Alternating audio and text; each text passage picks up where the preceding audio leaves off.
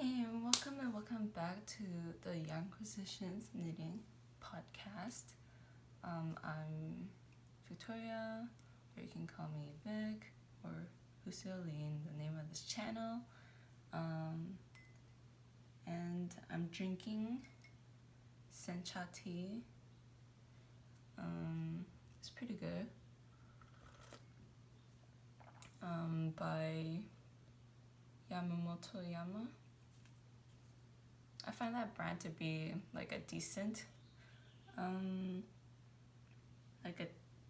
tea brand because they offer like Japanese teas and it's like okay, but it's not the best, but it's not the worst. You know what I mean? Like a good medium range, and it's readily accessible in the US, or at least in the Bay Area. I'm not really sure about the US as a whole, but I mean, they stock it sometimes at Safeway, and they stock it at like all of the Asian supermarkets. So if you go to an Asian supermarket, you'll probably find it in the tea section, of course. And we should start with the old things. So last time I said that I would talk about Kumihimo a little bit, and this is the tube that I used for it. So the thing about Kumihimo is that you have to have a weight in the tube because that holds your work in place while you work on it, because you have to use like a bunch of bobbins that like basically surround the outside. And for a long time I actually used like ID cards like from middle school, high school, and some old like credit cards that are expired, and like any card that's like not flimsy and that can hold its shape. You can use that as a bobbin if you're like just want to try it out but don't want to spend too much money yet. Or spend any money besides yarn on it. Yeah, I mean, even though I use yarn, it's not traditionally what you're supposed to use. You're supposed to use silk, but that kind of silk is hard to find because it's basically unplied silk strands that are like bunched together. That's really hard to find in the US, but I did find a local yarn shop that has that kind of silk. At least they said so online, but the color selection is super limited, and I think they don't even have a natural color or like a white color. Yeah, so that's really hard to use because they only have like one color of each color family. Like they only have one blue, one red, one yellow. Like that's really hard to work with without like looking kind of like weird, because I don't wear reds, and blues is like kind of don't wear that often either. Like I don't know, although I do have a lot of navy clothes, but not in, I only have like one kimono, so, and all my dresses is pink, so I don't know, it's hard to know what to do with it. Although I do have those red checker pants, but I mean I don't wear that often. But so I think this is one of the first ones that I made. It was kind of like a test, and I used fingering weight wool for this. My cat is like wanting to come in this room, but yeah, she's staring at me right now. But yeah, this is your like 2-color spiral braid. And it reminded me of like lanyards a little bit because she like crisscross a lot. Although it's a different technique than the lanyards. And lanyards use plastic and not like yarn.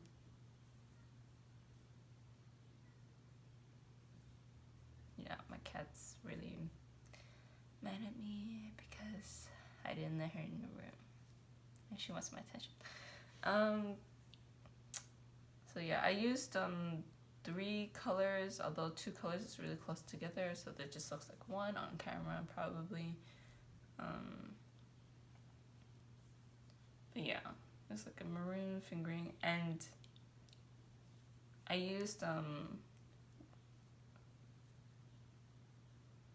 wool from, what's that, Backyard Fibers, I think that's what they're called. And they're at the, what's it called, Stitches West yarn knitting crochet show convention. I think this I bought it as a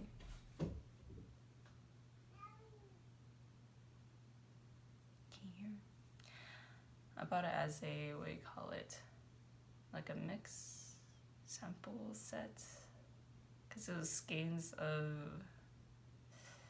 like 20 grams ish or something like that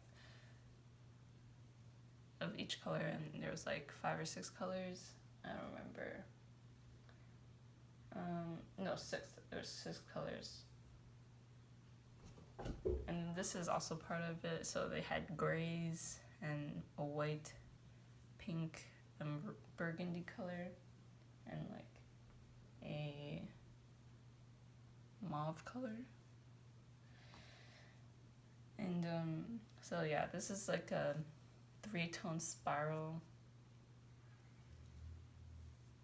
I think it's used 6 strands.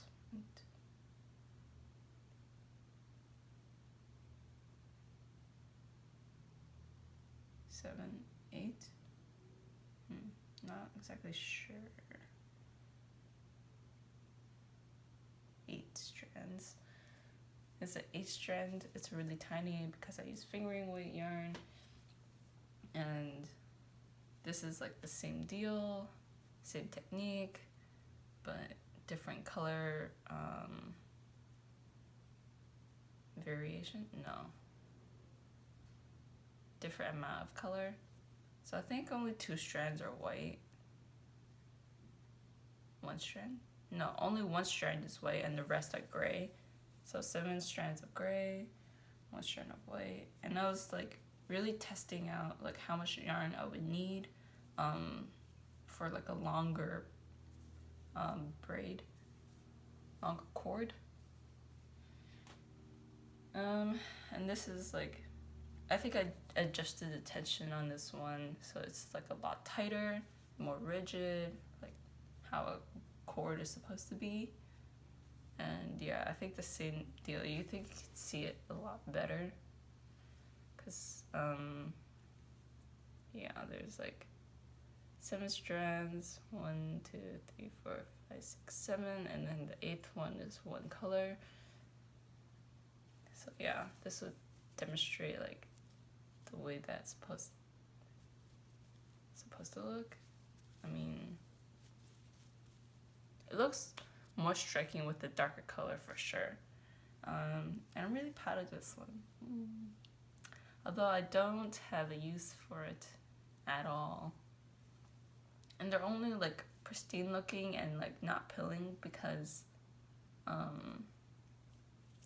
don't use it. I actually just store it in like a box, in like a little tin. But yeah. But these are just like testers. And I used wool for this because I didn't know what to do with it. Like, what do you do?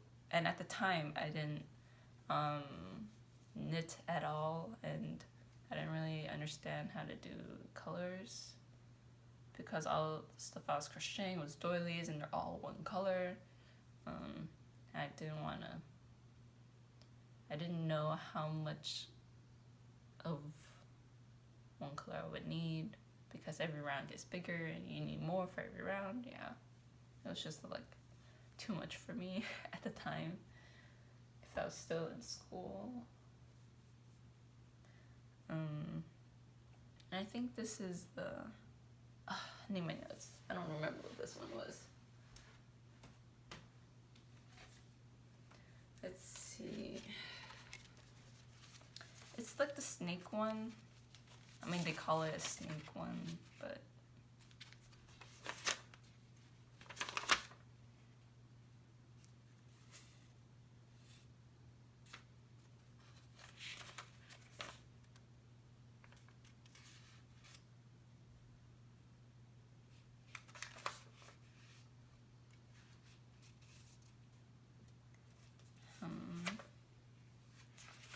let's see.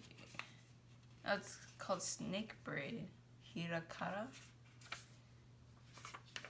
That's one of the first ones that I wrote down, but I didn't do it until like a little later, I guess.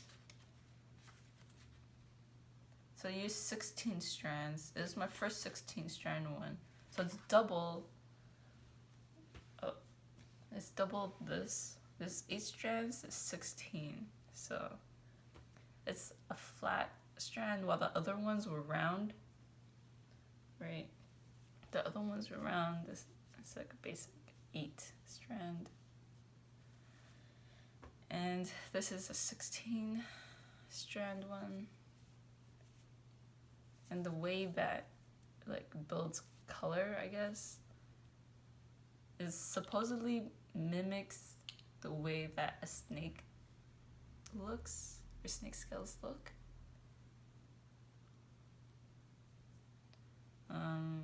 It's either the color or just like the way that the braid lays.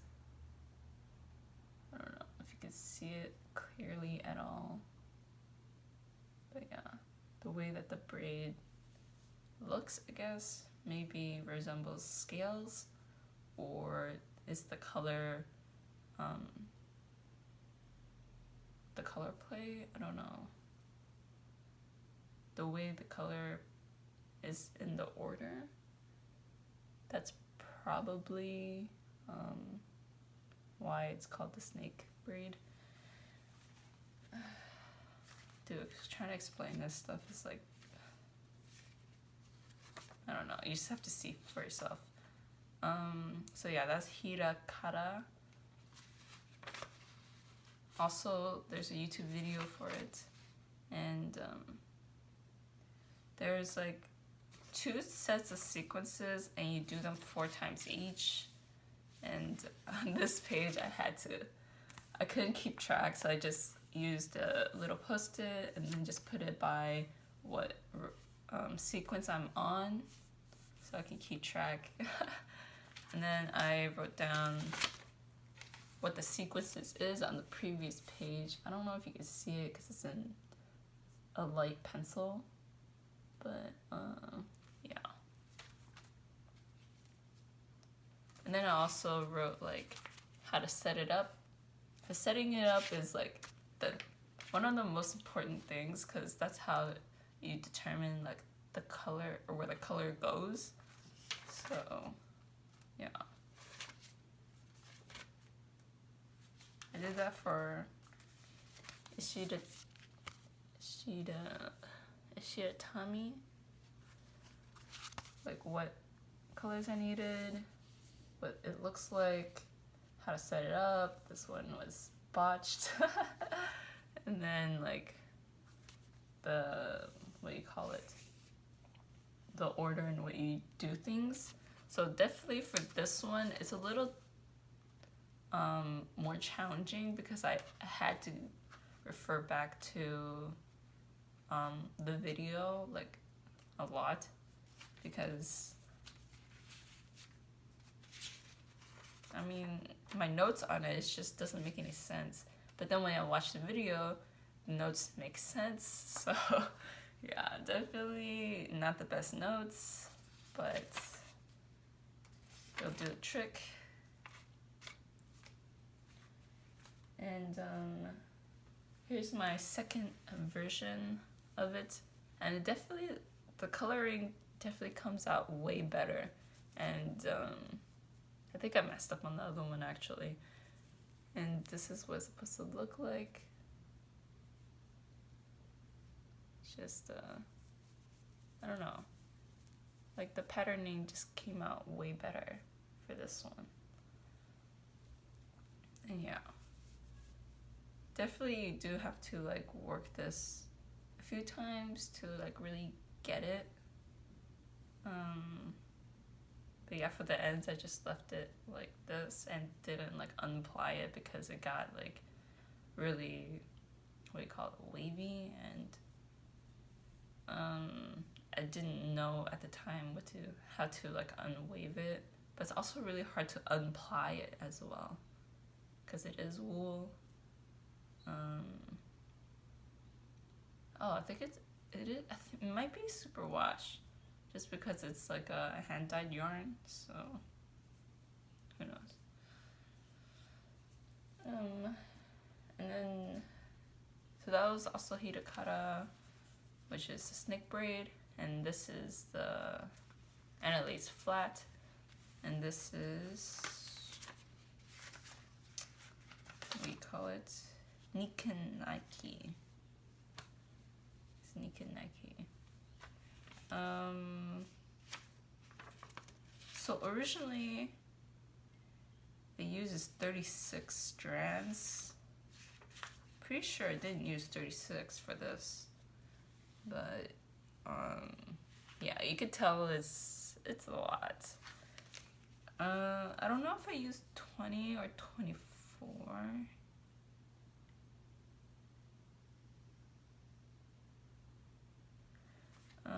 But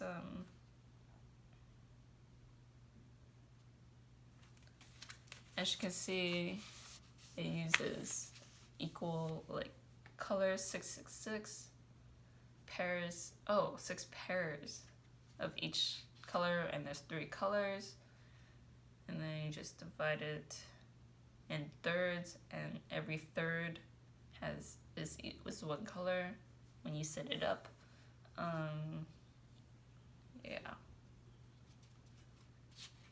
And I put pairs so that every position there's 2 strands there.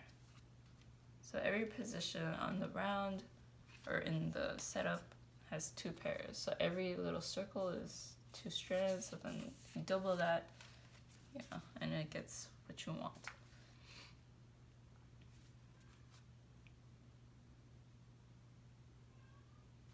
And then I put like the different sequences for the color variations as well. Let me see.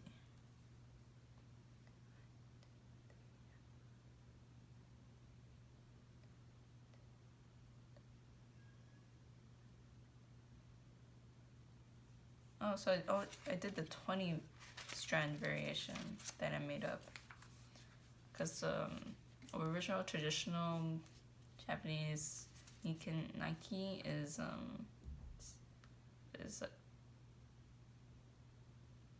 12, no, it's 36 strands, but this is the 20 strand, and I think I did, well, I could just count the colors.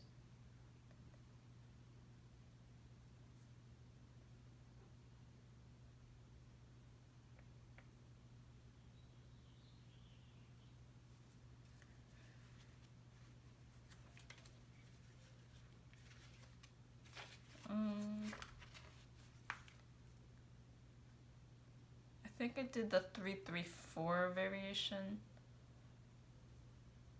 668. Yeah, 334. That's the color variation that I used. And when you're braiding it, is round, but then you can flatten it. So it's like a hollow core. So nothing is crisscrossing on the inside. And yeah, you just flatten it wherever you want. And yeah. So it's a pretty like bulky strand. But yeah, you can definitely feel it's kind of squishy on the inside, so you can definitely feel the hollow core on the inside. But yeah, the variation is like pretty interesting, but kind of a clusterfuck of color, so definitely not my favorite. I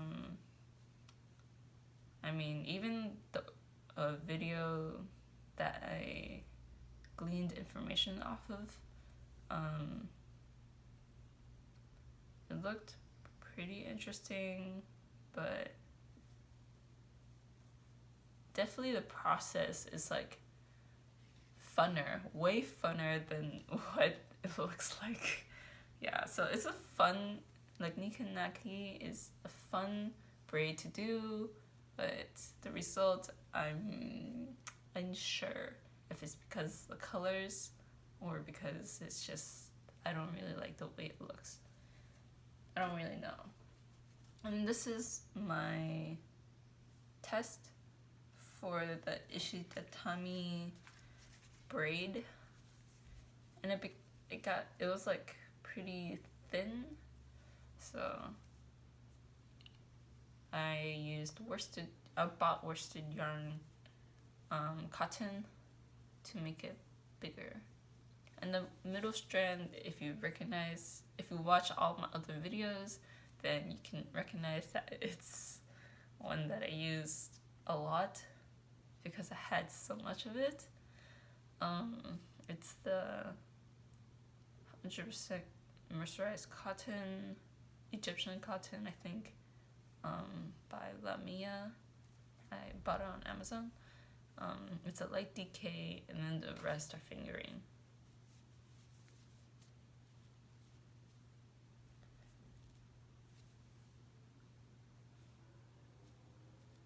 The lighting is kind of bad, but yeah, it's okay. I mean,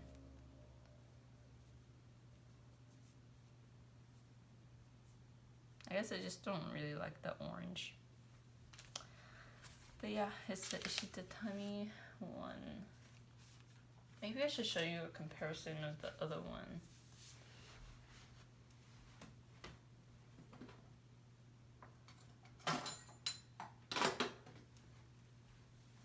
So this is ishidatami made with all equal strands. Although the color in the center, you're supposed to double it or use a thicker strand, but I was too lazy to do that. And it was a lot of yarn, so I was just like not having it. And you do need quite a bit of excess to just leave on the bobbins, because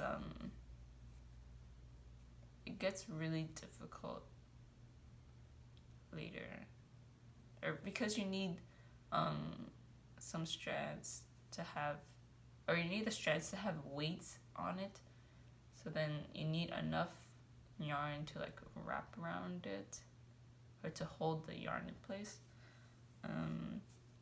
Of course you need less if you use like clothespins, which I have, and that's what I made with this.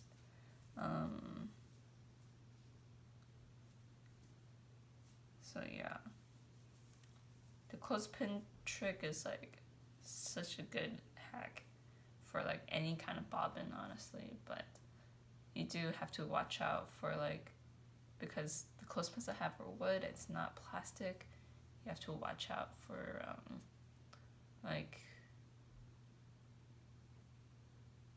the shavings, or no, not shavings, but like it might catch on the wood because it is raw wood and not treated wood or it doesn't have like a wax or oil on it. So yeah, but yeah, here's the comparison.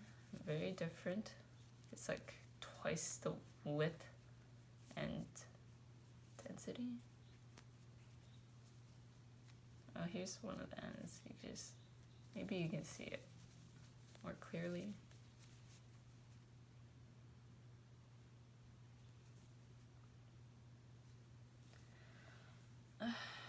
But yeah,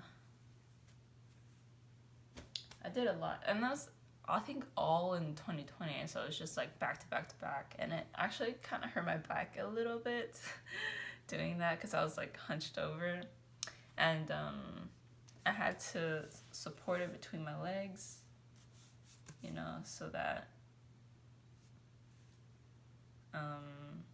it doesn't like fall over because it's heavy. Yeah. And at the time I used like something I got at IKEA. It's like magnetic clips, and they're really strong. It's like the kitchen type that IKEA has. Yeah, those are pretty heavy, and those did quite well to make this. Yeah. Okay. That's the old stuff, and time to look at my finished whip. Finished object. Yeah. So this is the Pavlova pullover. As you can see, I wore it so the neckline is like not equal anymore.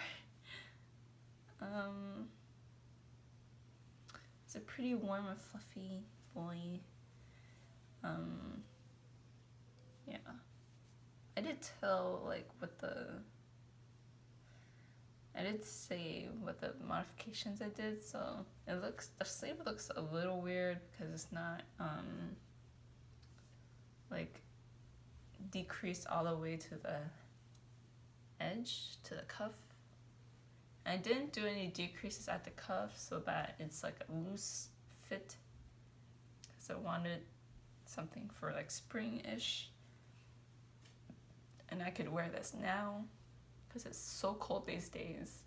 Like, it dropped to like 50s, and then now it's back in the low 60s, and it's gonna be that way for a while. And it's been raining on and off, which is like, but only at night, not during the day. So I have good lighting. Yeah, so my modifications. Oh, and I did mess up on the raglans somewhere like near the end, and I didn't increase for one increase, but because you increase a lot every increase row, I had trouble figuring out where to add those increases because it's a lot. But yeah, but I got the right stitch count for at the end of like every point, like when you split for sleeves, when the yoke is done. That's good. So as long as you got the right stitch count, it doesn't really like look like you made a mistake, so that's fine. And my modification is I did everything else to the T except I had to so this is the body is like 9 inches, which is the approximate length for this sweater pullover, and this is the Pavlova pullover by Sandler. I don't think I said that this episode. And for the sleeves, I did all the decreases that says in the pattern, and then I added like 1, 2, 3, 4, 5, 6, 7, 8 half sequences. So it's like,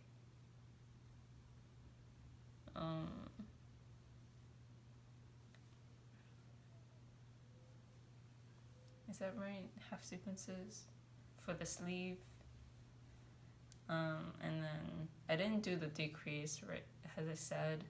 And yeah, I did the cuff, the suggested amount. And yeah, I did the hem the same way. But I was thinking, because I had this much left over, I was thinking I could do, or make the body longer. But now I'm like, maybe I should just keep it short so I can wear it over my dresses. So I could wear the dress now, I guess. And not wait until summer, because they are summer dresses, so they're a little thin. But yeah.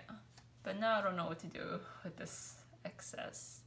And it definitely didn't take as much as the pattern had said, because it took $4.90 for the contrast color, but I halved it, so it's like $245 ish, something like that, or $240.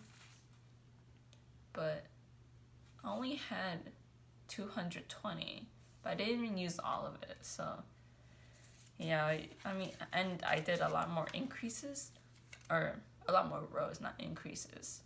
I did a lot more rows than the pattern said for my size, and this is a size 1, I think, because you don't have X small, whatever. It's a size 1. So, which is the smallest size. So yeah, I definitely don't need all of it. Because I held the single, even though the pattern says to hold it double, but this is like a worsted, so I thought it was like fine.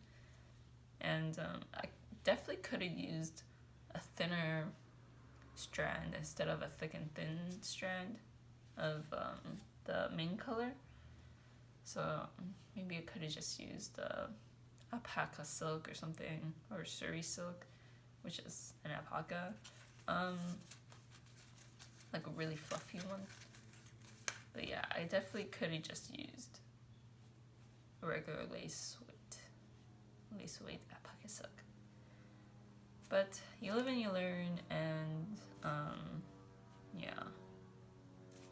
I think this came out to be about, so 2 balls of this, because I got it on sale, it was like €7, I think, around €7, and or a little less than 6.50. It was 6.50 euros, so that's like $7. And then this is, I bought it, how much did I buy it for? But this is 300 grams, so like $30-ish USD. So not bad, under $50 for a nice fluffy sweater that I can wear next to skin. So yeah. And I think, I mean, this is 100% merino, and it's a merino polyamide alpaca, so it's very soft things, very soft fibers. So I'm glad at least I picked soft fibers for this. But yeah, the thick and thin gives it like a very unique quality, for sure. And less consistent, which is what I like in this kind of texture. But because it's so like fluffy, and you can stretch it a lot if you want. Like when you block it, you can stretch it. But I haven't blocked it, so will I block it this year? Who knows? But yeah, you could definitely stretch it like lengthwise if you want it to be slightly longer for like a day. Yeah, it's definitely stretchable, which given that the yarns I use is not that stretchy, and the yarns that's suggested aren't stretchy at all because they're silk. They have a silk core, so that's a good plus side to this kind of pattern. So yeah, I mean, and when I wear it, it's pretty high up on the neck, like right here. So my boyfriend says it looks weird, but it looks fine to me. So yeah, I always find it really hard to store these like handmade sweaters because they're so fluffy, and this like doesn't really weigh too much because it's like 50-75 grams of like the contrast color, and then 150, it's like 250 grams ish. Yeah, 250 grams of the main color, so that's like only 300 grams. So it's pretty light, but it's still like, you can still feel the weight in it, but not as heavy as my other sweaters, for sure. So yeah, that's my only finished object. At least I have one because I do this weekly. And I finished a sleeve, finally, of the sweater number 9. And I haven't started on the other sleeve. Did I say I finished a sweater? No, I finished a sleeve with all the decreases and everything. And I don't know what's up with this yarn, but it feels like it's just bind off so freaking tight every time. I try to bind off really loose, but it's like, I don't know what's wrong with this yarn. But even like in the other stuff, it's like really stretchy, so I don't understand how I bound off so tight.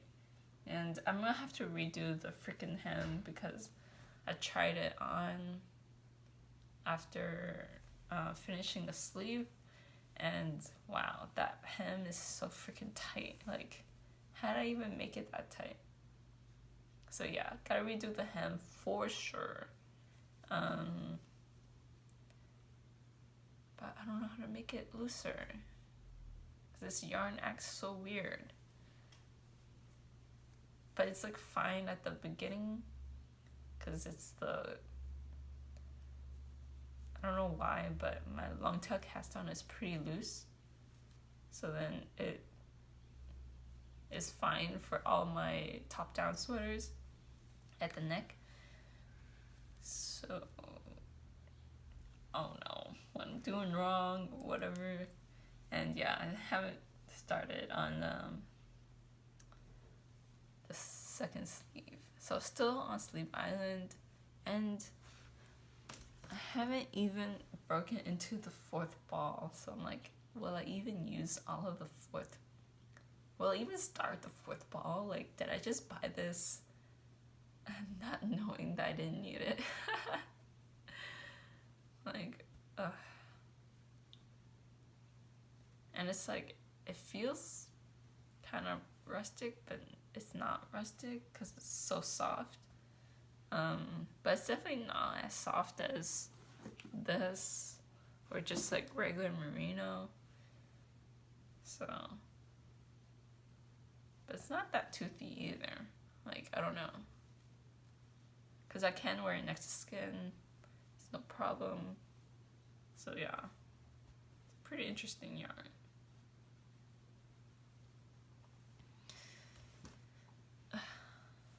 Because when I first got it out of the box, I thought I wouldn't be able to wear it, but pairing it with an alpaca, it does make it softer. Probably more so on the inside because it just shows up more on the inside. But yeah, that's my first whip. And my second whip, I started on the Ingrid Sweater. So I'm still on the front yoke. But yeah. Actually, I thought that the slope part would be only on the shoulder, but it actually just starts on the edge of the shoulder, as you can see. It only starts at the edge, so it kind of like goes over and it like reduces the fabric on your shoulders, so it like kind of contours it just a little bit, so there's less fabric there, so that's actually kind of nice. And I shouldn't have been worried about it, honestly. But yeah, I finished the back yoke, and now I'm doing the front. So yeah, kind of like an easy knit. And actually this German short rows, because you can really definitely tell not where the German short rows are, but the effect of the German short rows. So yeah, because if you miss one, it's pretty noticeable. But it's hard to miss one because you just count and you just go back and forth. And because you work it flat, you don't have to like stop at a weird spot and then go back. Yeah, so you just do German short rows to like the end and you're good. But yeah, but picking up for the left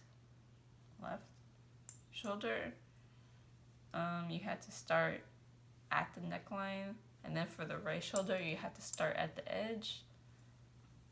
So I find that the right shoulder is definitely a lot harder to do because you have to break the yarn in several places and then weave in your ends. Yeah, so weaving in the ends is just so time consuming, honestly. So maybe you can see that, I don't know. But yeah, I still have to weave in this one, but at the time I didn't weave it in because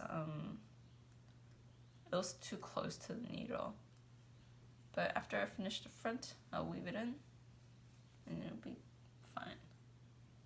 Because I find that weaving in to the end to be really cumbersome, because sometimes you forget that it's even there, because you don't see it. So yeah, I find the mock cables to be a little annoying to do, a little more annoying to do than regular cables, actually. So I don't know, maybe it's just me. Oh no, I found a mistake. And I think I have to undo all of the little ribbing that I did. I think it's because I mistaken some stuff. Definitely. Maybe that's why I had a hard time doing it yesterday. I guess I shouldn't have been so distracted while knitting that part, but yeah. Because I was just reading it as I went and didn't really realize that I'm putting way too many mock cables on there.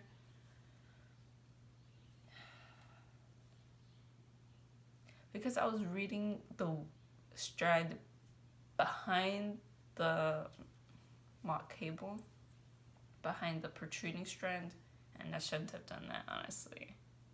So yeah, definitely. No. And yarn overs, not my favorite. But I like the way that petiteknit instructs to do the yarn over, or the eyelets, because they're like a little bigger than the yarn over, or than the eyelets that I did for the sample, which is up there if you can see it. Oof, right there. Can you see it? Right there. But yeah.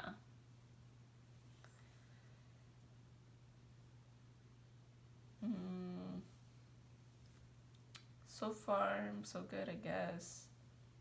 And it didn't make that mistake on the back. So,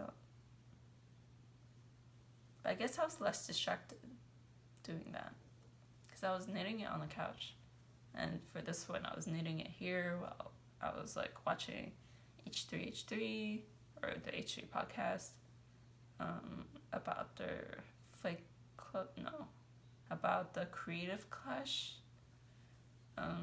It's just like a boxing thing. I'm not that interested, but boxing is super popular right now, or like it's the new biggest thing, because boxing is dying, and it's a new way to revitalize the sport, I guess, as like what makes people watch it and things like that. But yeah, or at least I caught the mistake before doing more ribbing, because I would have done more ribbing. But maybe at the end I'll pull out the ribbing, or pull out that stuff. But I don't know if I'll just take out the needles or just do it one by one, because it's kind of a lot to do one by one. But that's how I usually go back or backtrack. Oh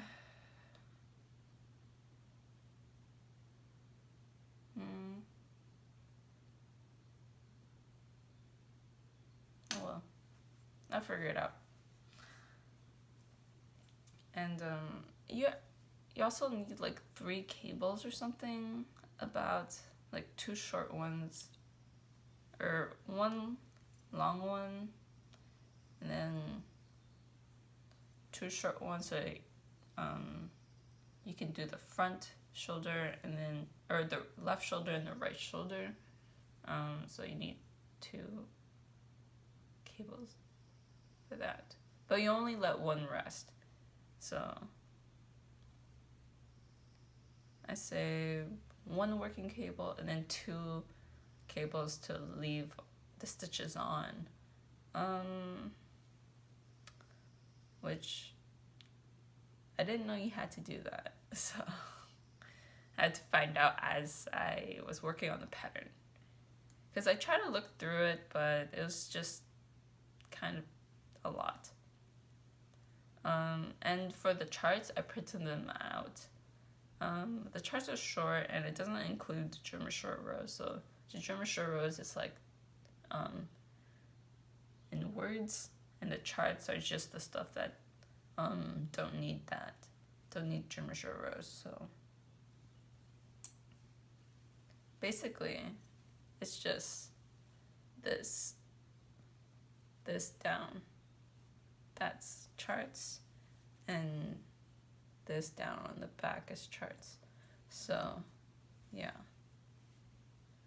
and then and then the body is charted as well, because it obviously the body doesn't require any German short rows. So yeah, that's pretty that's it for this, and it's using soft silk mohair by KFO and Poppy Rose and Flamingo, and or double soft merino and flamingo, and that specific double soft merino is actually still available. The last time I checked was like a few days ago, and they still have enough for a sweater quantity. Maybe they don't now, but I don't know. You just have to check on their website. But yeah, nice pink. I think it shows a little darker on camera, because this is more of a salmony pink in person. But yeah, I think it is quite dark on camera. Maybe because the lighting isn't so good. It's not fuchsia? No, it's not this pink. But it's pretty pink. Also worked on a swatch for the olive top. And I think I am 1 stitch short on the rows and the stitches. So stitches is horizontal, rows is vertical. Yeah, so I'm 1 stitch short, so that shouldn't matter too much because it's supposed to have negative ease and it can stretch a little bit, so no worries about that. And I use a 3mm needle as what they suggested in the pattern, and the cable is, and this is a fixed cable, fixed needle, and it's 24 inches total, so that's including the tips, right, the wooden parts, the needle part, so it's 24 in total. And that should be enough.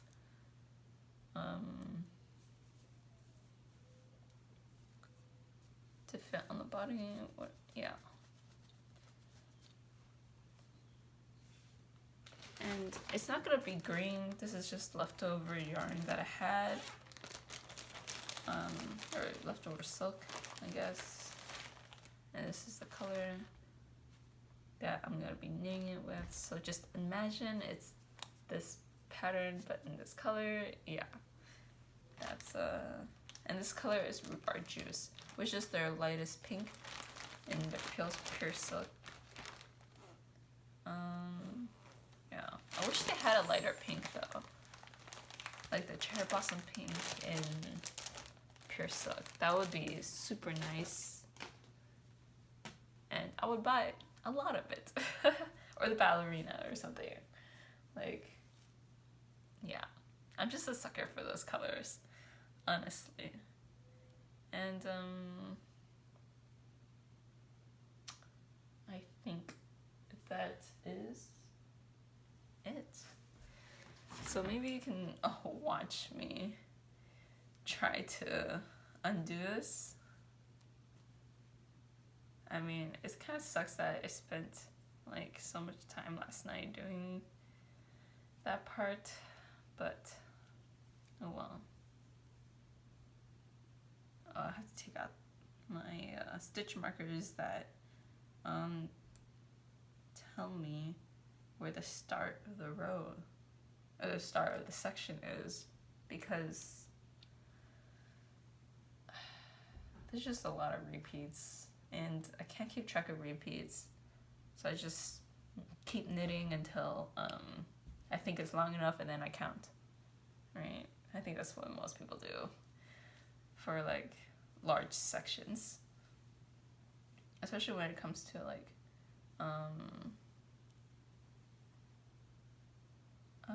what's it called, like ribbed stuff. But sometimes they just they tell you to do it until the section is like this length, like X centimeters or millimeters or something. No, not millimeters, but like inches. When did I F it up?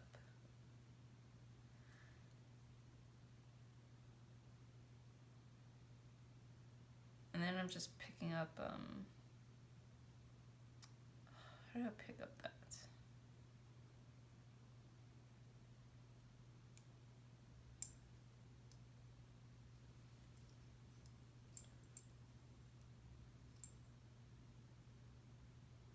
I'm not even sure how to pick up for the mocked sections. Yeah, maybe this is like not the greatest idea to do on camera, because it's just you watching me and not seeing what I'm doing. Yeah, maybe I'll just unravel it until that section or something. Because I feel it like kind of sticks together kind of nicely. So maybe you could just watch me unravel it.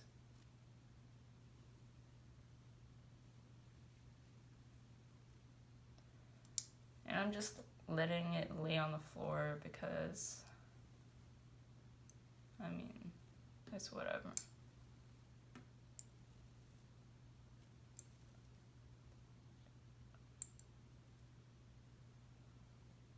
I'm already feeling like the mohair catch on the edges because they're like a little tight.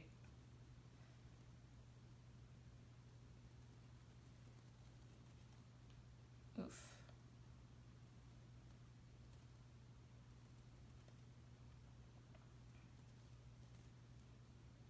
And so far I only used one ball of mohair, and I'm on the end of the second ball of double soft merino.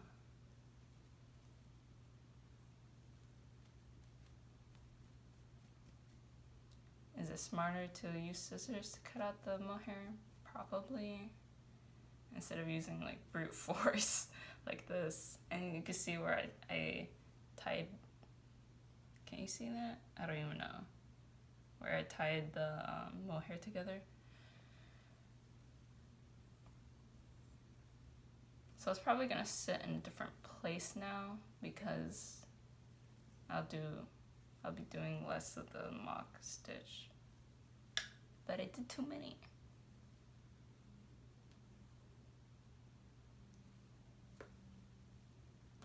Oof, I'm almost at that part where I messed up. Oh. Oh yes, this is the row.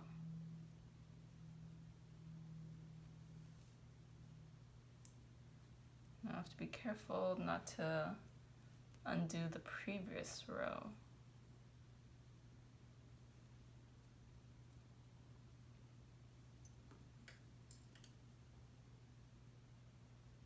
Or the row below, like the one that's not working.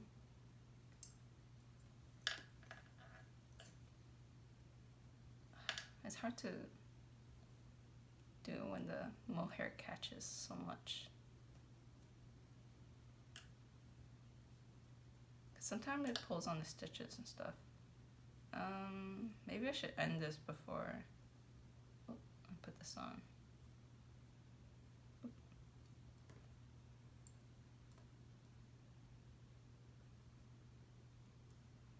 I don't even know if I'm putting it on right, honestly.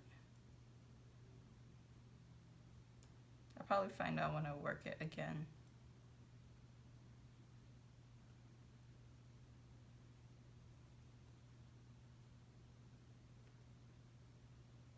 Oh yeah, I'm putting it on wrong. It's supposed to be from the back.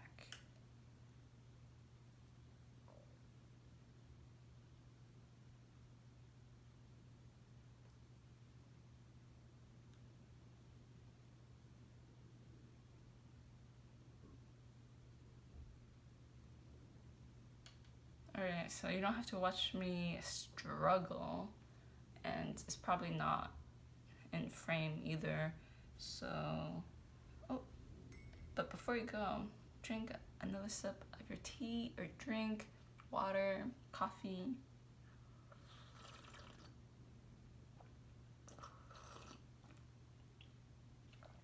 And my throat doesn't hurt, so that's good. And see you next week. And hopefully I don't delay filming, but like today. So this is the Yarnquisitions podcast.